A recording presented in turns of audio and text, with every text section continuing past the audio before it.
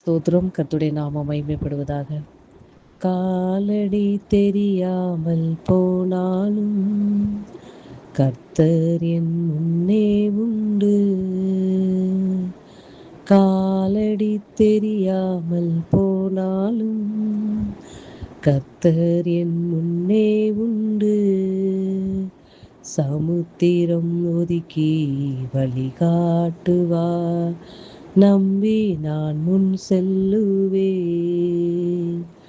சமுத்திரம் ஒதுக்கி வழிகாட்டுவார், நம்பி நான் முன் செல்லுவேன்.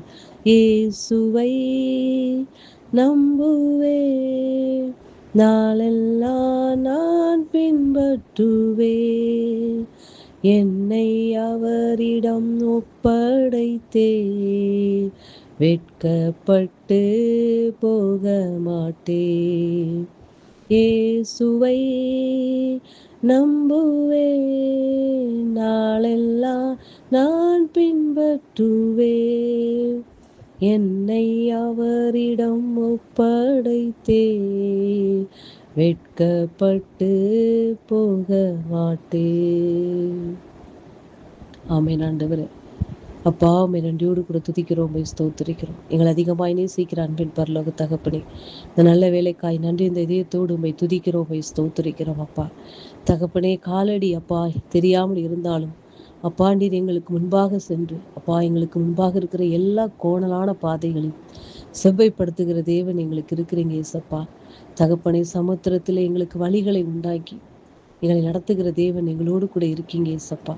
தகப்பனே, நாங்கள் கடக்க முடியாத பாதைகள் எல்லாவற்றிலும் என் தகப்பன் அதில் ஒரு புதிய பாதை எங்களுக்காய் உருவாக்கி எங்களை அந்த பாதையை கடக்க செய்கிற நல்ல தகப்பன் எங்களுக்கு இருக்கிறீங்க ஆண்டவரை. உமக்கே கோடி நன்றிகளை எடுக்கிறோம் அப்பா. உம்மை உயர்த்துகிறோம், எங்களை தாழ்த்தி வெறுமையாக்கி உடைய சமூகத்தில் வைக்கிறோம். இயேசுவின் நாமத்தில் பிதாவே, ஆமேன். கர்த்தர் என்ற ஆலோசனைக்காக சங்கீதம் 57 அதிகாரம் அதனுடைய 7வது வசனம். சங்கீதம் 57 அதனுடைய 7வது வசனம். என் இருதயம் ஆயத்தமாய் இருக்கிறது, தேவனே என் இருதயம் ஆயத்தமாய் இருக்கிறது, நான் பாடி கீர்த்தனம் பண்ணுவேன். கர்த்தருடைய நாமம் மகிமைப்படுவதாக. இந்த அதிகாரத்திலே தலைப்பு எப்படி சொல்லப்பட்டிருக்கிறது என்றால், தாவீது சவுலுக்கு தப்பியோடி கெபியிலே ஒதுங்குகையில் அவன் ஒரு சங்கீதம் பாடியிருக்கிறான். இந்த சங்கீதம் அப்படிப்பட்ட சூழ்நிலையில்தான் இந்த சங்கீதக்காரன் இந்த சங்கீதத்தை பாடியிருக்கிறான். இதுல எப்படி அவனுடைய இருதயத்தை பற்றி அவன் சொல்லுகிறான், என் இருதயம் ஆயத்தமாய் இருக்கிறது. தாவீது சவுலுக்கு தப்பி ஓடி ஒரு கெபியில போய் ஒதுங்கி இருக்கிறான். தன்னை கொண்டு விடாதபடி என்ன செய்கிறான் என்றால், ஒதுங்கி இருக்கும் பொழுது அவனுடைய இருதயம் எப்படி கர்த்தரிடத்தில் முறையிடுகிறான், என் இருதயம் ஆயத்தமாய் இருக்கிறது, தேவனே என் இருதயம் ஆயத்தமாய் இருக்கிறது. எதற்காக என்றால், நான் பாடி கீர்த்தனம் பண்ணுவேன். அவரை துதிக்கும்படியாக அவனுடைய இருதயம் ஆயத்தமாய் இருக்கிறது. தாவீது சிங்காசனத்தில் இருக்கும் பொழுதோ இல்ல ராஜாவாக உயர்த்தப்பட்டு இருக்கும் பொழுதோ அவன் பாடி கீர்த்தனம் பண்ணவில்லை. அவனுடைய இருதயம் ஆயத்தமாய் பாடி கீர்த்தனம் பண்ணவில்லை. அவன் எப்படிப்பட்ட சூழ்நிலையில் அவனுடைய இருதயம் தேவனை பாடும்படி கீர்த்தனம் பண்ணும்படியா ஆயத்தமாய் இருக்கிறது என்றால், சவுலுக்கு தப்பி ஓடி ஒரு கெபியிலே ஒதுங்கி இருக்கும் பொழுது அவன் அந்த சங்கீதத்தை பாடுகிறான். அன்பு பிள்ளைகளே, அவனுடைய இருதயம் கர்த்தரோடு எவ்வளவு க்ளோஸா இருக்கிறது என்றால், தன்னுடைய ஆபத்தான சூழ்நிலையிலும் ஒருவன் என்னை கொல்லும்படியாய் என்ன செய்கிறான் என்றால், என்னை விரட்டி வரும்போது அவனுக்கு நான் தப்பி ஒரு கெபியிலே ஒதுங்கி இருக்கும் பொழுது தாவீது இப்படியாய் பாடுகிறான், என் இருதயம் ஆயத்தமாய் இருக்கிறது என்று. நம்மளாலும் பாட முடியுமா அன்பு பிள்ளைகளே? இந்த இடத்தில் தாவீது எந்த ஒரு குற்றமும் செய்யவில்லை. குற்றம் செய்யாத ஒருவனை, யாருமே எந்த ஒரு தப்பு செய்யாதவனை காரணம் இல்லாமல் என்ன செய்கிறான் என்றால், சவுல் அவனை என்ன செய்கிறான் என்றால் கொலை செய்யும்படியாய் அவனை விரட்டி ஓடும் போது அவனுக்கு தப்பி ஓடி ஒரு கெபியிலே ஒதுங்கி இருக்கும் பொழுது தாவீது இப்படியாய் பாடுகிறான். அன்பு பிள்ளைகளே, கர்த்தர் நம்முடைய இதயத்தை பார்க்கிறார். நான் சந்தோஷமாய் இருக்கும் பொழுதுதான் கர்த்தரை நான் பாடுவேன் என்றால் என் வாழ்க்கையில் எப்பொழுது சந்தோஷம் கிடைக்கும்? அந்த நேரங்கள் குறைவான நேரம் தானே இருக்கும்.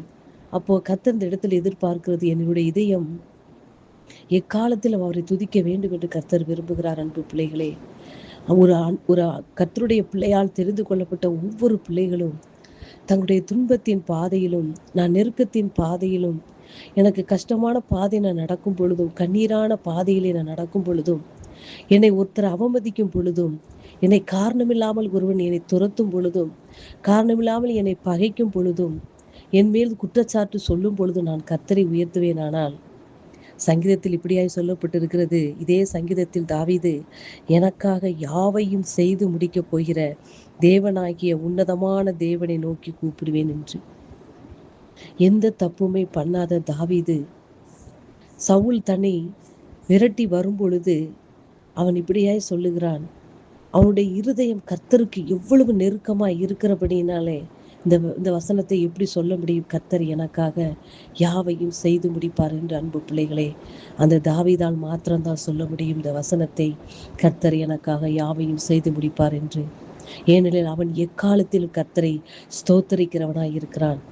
அவன் எக்காலத்திலும் தாழ்விலும் உயர்விலும் எக்காலத்திலும் ஒருவன் காரணமில்லாமல் அவனை பகைக்கும் பொழுதும், காரணமில்லாமல் அவனை கொல்லும்படி தேடும் பொழுதும், அவனுக்கு தப்பி ஓடி ஒதுங்கி இருக்கும் பொழுதும் கர்த்தரை துதிக்கிறான் என்றால், அவனால் மாத்திரம்தான் சொல்ல முடியும், கர்த்தர் எனக்காக யாவையும் செய்து முடிப்பார் என்று. அன்பு பிள்ளைகளே, இன்று கர்த்தராகிய இயேசு கிறிஸ்து நம்முடைய இருதயத்தை பார்க்கிறார். அன்பு பிள்ளைகளே, நம்முடைய இருதயம் எதற்கு ஆயத்தமாய் இருக்கிறது?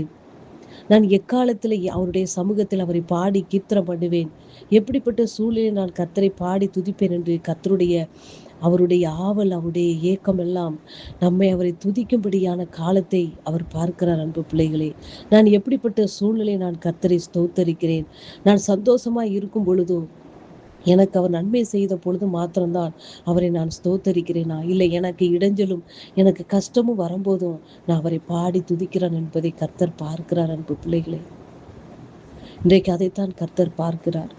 நான் நன்மை செய்தால் மாத்திரமே, கர்த்தர் எனக்கு நன்மை செய்தால் மாத்திரமே நான் அவரை பாடி துதிப்பேன் என்றால் அது என்னுடைய சுயநலம். அன்பு பிள்ளைகளே, அவர் எனக்கு நன்மை செய்தார், அதனால் நான் அவரை பாடி துதிக்கிறேன் என்று.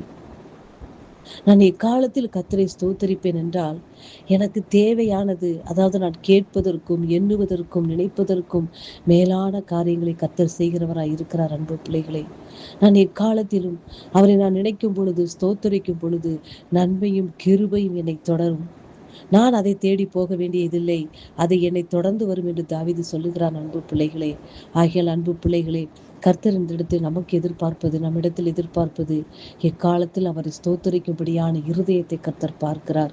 எப்பொழுதும் ஆயத்தமாய் அவரை துதிக்கும்படியான அந்த இருதயத்தை, அந்த ஆயத்தமாய் இருக்கக்கூடிய இருதயத்தை கர்த்தர் இன்றைக்கு பார்க்கிறார். அன்பு பிள்ளைகளே, அப்படிப்பட்ட சூழ்நிலையிலும் நாம் மிஸ் பண்ணியிருந்தால் இந்தாள் வரை, இதுவரை போன காலங்களா போதும், இன்னும் எக்காலத்திலும் நான் சோர்விலும் கர்த்தரை துதிப்பேன், என் துன்பத்திலும் கர்த்தரை துதிப்பேன், என் நஷ்டத்திலும் கர்த்தரை துதிப்பேன், என்னுடைய அவமானத்திலும் கர்த்தரை நான் துதிப்பேன், எனக்கு விரோதமாய் எழும்புகிறவர்கள் மத்தியிலும் நான் கர்த்தரை துதிப்பேன் என்று கர்த்தருடைய சமூகத்தை நம்மை ஒப்புவிக்கலாமா? அன்பு பிள்ளைகளே, நல்ல தெய்வமே, நன்றியோடு கூட துதிக்கிறோம், ஸ்தோத்தரிக்கிறோம் அப்பா.